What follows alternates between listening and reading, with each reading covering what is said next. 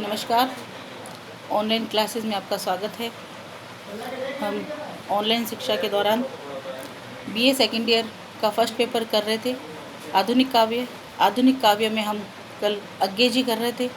अज्ञे में हम आज कलगी बाजरे की को ले रहे हैं। जैसे कि मैंने आपको कल भी बताया था कि अज्ञे प्रयोगवादी थे और उन्होंने जो हमारे वास्तविक जीवन में जो वस्तुएं काम आती है उन्हीं को प्रतीक बनाकर उन्हीं को बिंब द्वारा अपनी कविता में बताया गया है। और इसमें भी इन्होंने यही बताने का प्रयास किया है कि जिस तरीके से हम शहरी लोग सौंदर्य के रूप में सिर्फ फूलों को ही मानते हैं, क्योंकि हमें हमारी भौतिक सुख सुविधाओं के आगे हमारी जो वास्तविक सुख सुविधा है उसको हम नज़रअंदाज कर देते हैं, क्योंकि हमें उसके लिए मेहनत नहीं करनी पड़ती है, हमें वो बड़ी ही सुविधा से मिल जाती है। तो हमें सौंदर्य किस में दिखता है? भौतिक चीज़ों में दिखता है। और जब हम प्राकृतिक सौंदर्य के रूप में बात करते हैं तो वो हम किस में देखते हैं? बाग बगीचे में, फूलों में, पत्तियों में, इनमें हम देखते हैं। लेकिन अज्ञे जी का कहना है कि वास्तविक सुंदरता जो गाँव में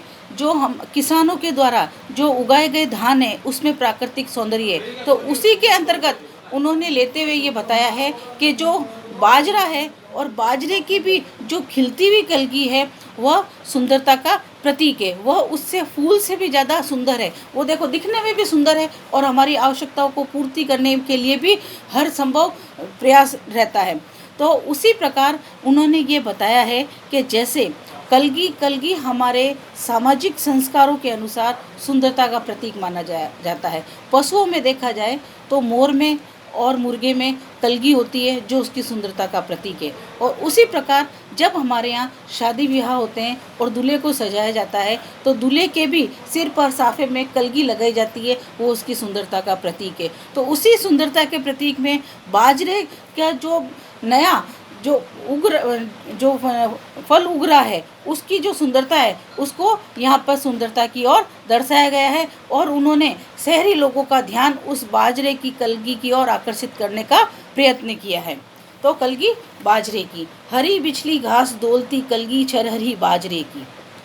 हर एक पेड़ के नीचे, हर एक पौधे के नीचे, हर एक फसल के नीचे हरी घास होती है। तो उसी हरी घास बिछी हुई घास के कोमल बिछली हुई घास के नीचे डोलती कलगी छरहरी बाजरे की, डोलती हुई इधर उधर हिलती डुलती जो छरहरी, जो पतली दुबली, जो बाजरे का जो भुट्टा है पतला दुबला, वो कलगी की समान नजर आ रहा है। अगर मैं तुमको ललचाती सांझ के नभ की अकेली तारीख का अब नहीं कहता। और जब नया धान होता है तो वो पूरा हरा ना होकर और उसमें लालिमा भरी रहती है।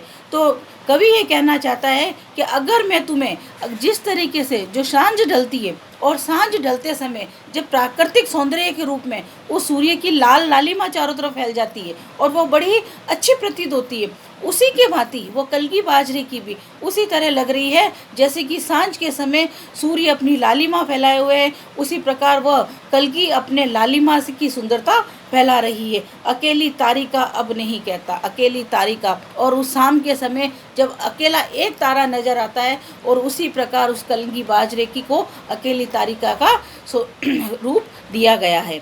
या शरद के भोर की निहार निहारी कोई, या शरद जो सर्दी के सुबह, देखो पहले शाम का वर्णन किया है क्योंकि शाम की लालिमा है, फिर सर्दी की सुबह भोर निहारी न्यायी कुई, जो छुई मुई का पौधा है वो जो कुमलाया हुआ धीरे धीरे सूर्य के प्रकाश से उगता है, उस प्रकार मैं उसकी भी उपमा तुम्हें नहीं दूंगा। क्योंकि ये सारे दृश्य किस में दिखाई देते हैं? ये सारे दृश्य शहरों में नजर आते हैं, लेकिन वो गांव के प्राकृतिक सौंदर्य की बात करना चाहते हैं।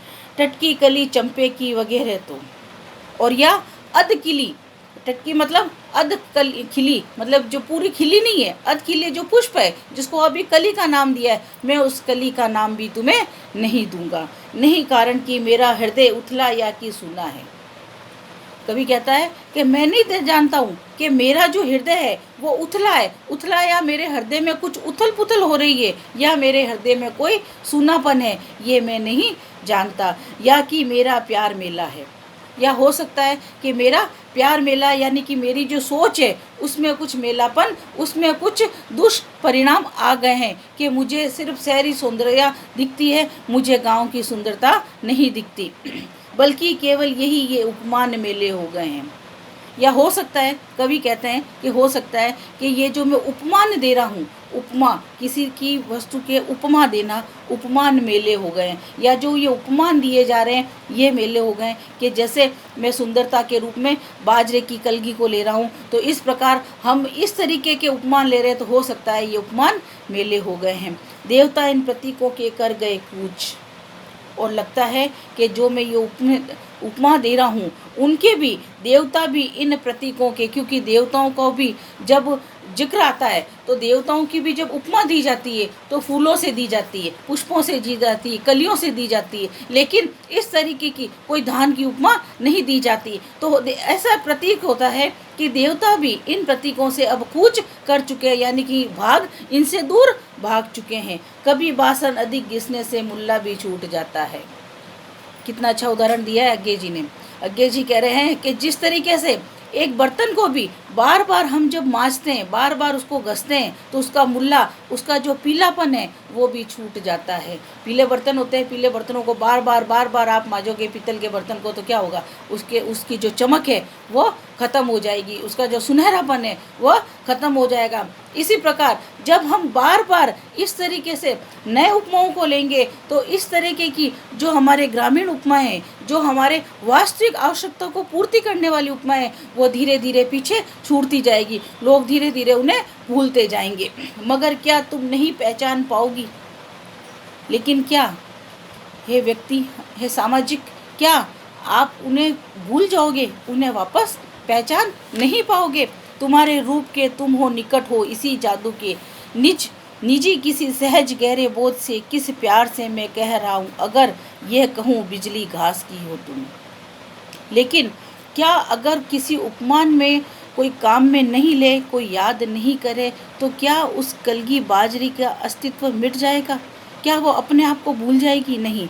इसके तुम्हारे रूप यानी कि बाजरे की कलगी का जो रूप है, तुम निकट हो इसी जादू के, तो इसी जादू के कि तुम दिखने में भी सुंदर हो, तुम्हारा ये आकर्षण ही तुम्हारे लिए एक जादू का रूप है। निजी किस सहज गहरे बोध से, निजी तुम अपने आप के ही सरलता से जानने वाले गहरे ज्ञान से, किस प्यार से मैं कह रहा हूँ, अगर मैं ये कहूँ, अगर मैं भी अगर कह रहा हूँ कि कलगी बाजरे की उसी फूल के समान सुंदर दिखती है, बिजली घास हो तुम उस बिजली के समान हो, जो कि शहरी लोगों के लिए एक आवश्यकता पूर्वक भौतिक साधन है। उसी तुम्हारी जो घास है उसी बिजली की तरह उतनी ही महत्वपूर्ण है, लहलाती हवा से कलगी छरहरी बाजरे की। और इसी प्रकार हवा में लहराती हुई ये कलगी, ये पतरी छरहरी बाजरे की कलगी कितनी सुंदर दिखती है। आज हम शहरवासियों को पालतू मालंच पे सवरी जूही की फूल से सृष्टि के विस्तार का, ऐश्वर्य का, आज हम जो शहरवासी है, जो शहर में रहने वाले हैं, वो पालतू मालंच पर, जो फालतू बगीचे पर, जो हर एक घरों में लगने वाले बगीचे पर जो सवरी जूही का फल है, जूही का जो फूल है, वो हमें सुंदर लगता है, वो हमें अच्छा लगता है, सृष्टि का विस्तार का। और हमें ऐसा लगता है कि सृष्टि का जो विस्तार है, इस संसार का जो विस्तार है, सुंदरता है, सौंदर्य है, वह इसी में है, ऐश्वर्य का। आज हम ऐश्वर्य में, ऐशो आराम में, हमारी भौतिक सुविधाओं में इतने मदमस्त हो गए कि हमें इन बगीचों के फूलों की सुंदरता के अलावा कोई फूल दिखाई भी नहीं देते। औदार्य का, यहाँ तक कि हमें अगर किसी का सम्मान भी करना है, औदार्य भी करना है, किसी को मान सम्मान भी देना है, तो हम फूलों को ही भेंट करते हैं। कहीं सच्चा, कहीं प्यारा एक प्रतीक बिछली घास है, लेकिन उससे भी कहीं सच्चा, कहीं अच्छा दिखने वाला, कहीं प्यारा दिखने वाला एक प्रतीक ये बिछली घास है, जो उस कलगी बाजरे के नीचे जो बिछी हुई घास है वो उससे अधिक, कहीं अधिक सुंदर है, बजाय उसके जो हम बगीचों में जो दूब लगाते हैं, उस दूब से ज़्यादा कहीं सुंदर वह बिछली घास है। या शरद की सांझ के सुने गगन की पीठिका पर डोलती कलगी अकेली, या शरद की सांझ, सर्दी की शाम को सूने गगन के पीठिका पर, यानी कि सूने गगन के नीचे, पीठिका मतलब नीचे, क्योंकि हर कोई चीज़ गगन के आसमान के नीचे ही होगी। डोलती कलगी अकेली, वह अकेली कलगी जो हवा में लहरा रही है, उससे ज़्यादा सुंदरता और किसी में नहीं है। बाजरे की, और सचमुच इन्हें जब जब देखता हूँ ये खुला वीरान संस्कृति का घना हो सिमट जाता है।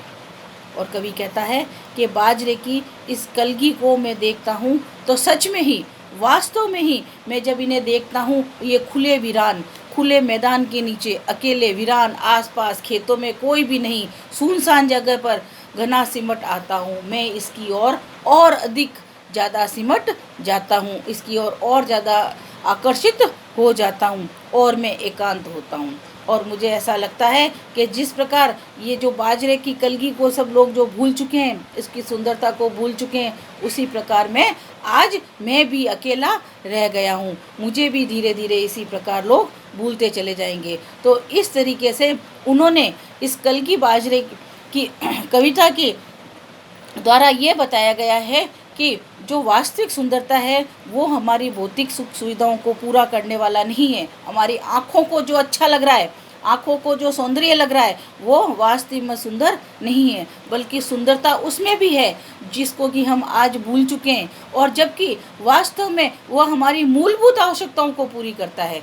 जो क्यों कि आज हम शहरवासी बाजरे की रोटी को कम खाना पसंद करते हैं, बल्कि गेहूं की रोटी को ज़्यादा खाना पसंद करते हैं, इसलिए हम बाजरे को भूल भी चुके हैं। लेकिन उस बाजरे की कलगी को जब हम देखते हैं, बाजरे की धान को जब हम देखते हैं, तब उसकी सुंदरता इन फूलों से भी ज़्यादा कहीं अधिक है।